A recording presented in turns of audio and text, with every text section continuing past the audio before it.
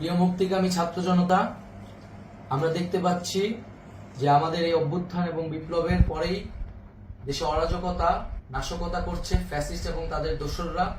আমরা দেখতে পাচ্ছি যে বিভিন্ন জায়গায় এখন গোলাগুলি চলছে, মন্দিরে হামলা হচ্ছে এবং নাশকতা ও লুটপাট করছে। আমরা মনে করি আমাদের যে ছাত্র নাগরিকদের অভ্যুত্থান তাকে নস্যাৎ করার জন্যই পরিকল্পিতভাবে এই ধরনের ঘটনা ঘটানো হচ্ছে। আমরা মুক্তিকামী ছাত্র জনতাকে সজাগ এবং সতর্ক থাকতে আহ্বান জানাচ্ছি এবং আমাদের যে অন্তর্বর্তীকালীন সরকার, আমরা সেই সরকারের যে প্রস্তাবনা 24 ঘন্টার সময় নিয়েছিলাম, জরুরি পরিস্থিতি মোতাবেক আমরা এখনই তার একটি রূপরেখা ঘোষণা করছি।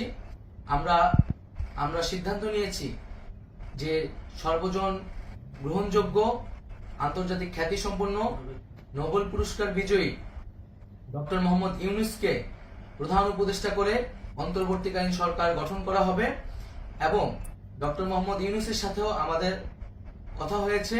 তিনি ছাত্র জনতার আহ্বানে বাংলাদেশকে রক্ষা করতে এই গুরু দায়িত্ব নিতে সম্মত হয়েছে। আমরা সকালের মধ্যেই আমরা এই সরকার গঠনের প্রক্রিয়া দেখতে চাই। রাষ্ট্রপতির কাছে আহ্বান থাকবে যে দ্রুত সময়ের মধ্যে ডক্টর মোহাম্মদ ইউনূসকে প্রধান উপদেষ্টা করে অন্তর্বর্তীকালীন সরকার গঠন করা হোক এবং এই অন্তর্বর্তীকালীন সরকারের বাকি সদস্যদের নামও আমরা সকালের মধ্যে ঘোষণা করব।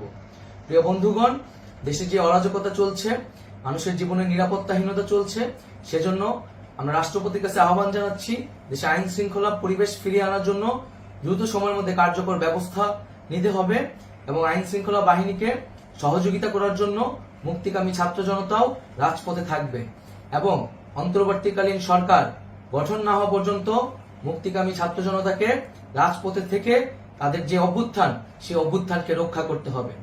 প্রিয় বন্ধুগণ, আমরা রক্ত দিয়েছি, শহীদ হয়েছি। আমাদের যে প্রতিশ্রুতি একটি নতুন বাংলাদেশ গঠন করার জন্য, সেটিকে আমাদের অবশ্যই বাস্তবায়ন করতে হবে এবং অবশ্যই ছাত্র জনতার প্রস্তাবিত সরকার বাদে কোনো ধরনের সরকার কিন্তু মেনে নেওয়া হবে না।